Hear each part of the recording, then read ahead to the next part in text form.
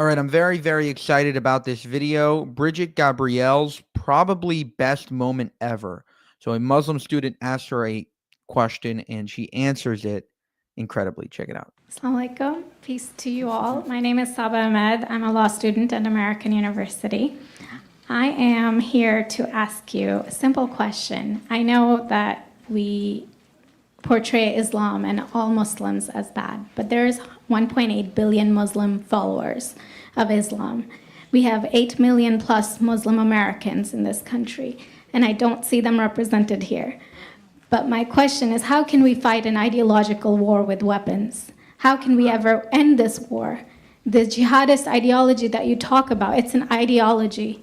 How can you ever win this thing if you don't address it ideologically? Great question. I am so glad you're here, and I am so glad you brought that up because it gives us an opportunity to answer.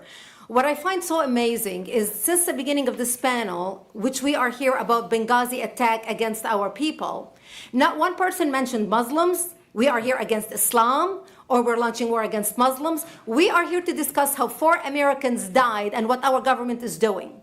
We were not here to bash Muslims. You were the one who brought up the issue about most Muslims, not us.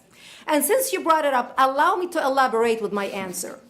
There are 1.2 billion Muslims in the world today. Of course, not all of them are radicals. The majority of them are peaceful people. The radicals are estimated to be between 15 to 25%, according to all intelligence services around the world. That leaves 75% of them peaceful people.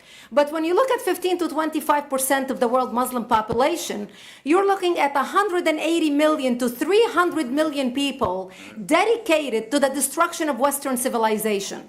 That is as big of the United States. So why should we worry about the radicals, 15 to 25%?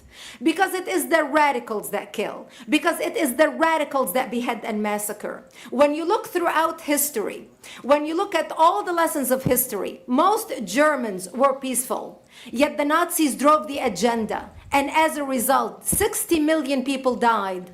Almost 14 million in concentration camps. 6 million were Jews. The peaceful majority were irrelevant.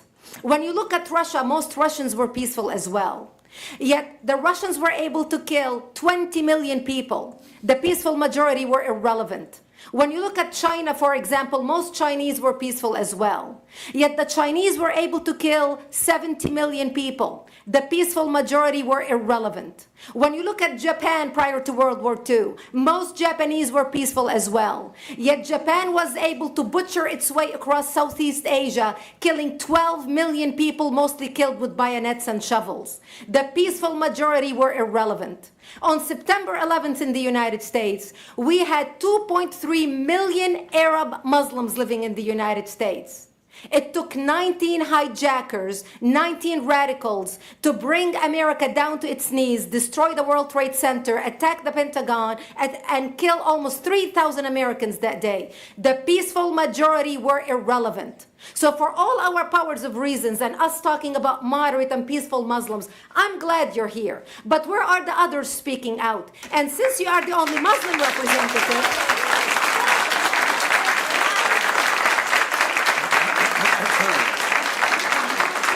applause till the end.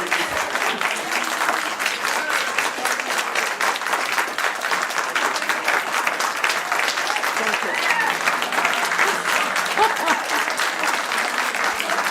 Thank you. And since you're the only Muslim representative in here, you took the limelight instead of speaking about why our government, and I assume, are you an American? You're an American citizen. So as an American citizen, you sat in this room and instead of standing up and saying a question or asking something about our 4 Americans that died and what our government is doing to correct the problem, you stood there to make a point about peaceful, moderate Muslims. I wish you brought 10 with you to question about how we can hold our government responsible. It is time we take political correctness and throw it in the garbage where it belongs and stop calling it fair.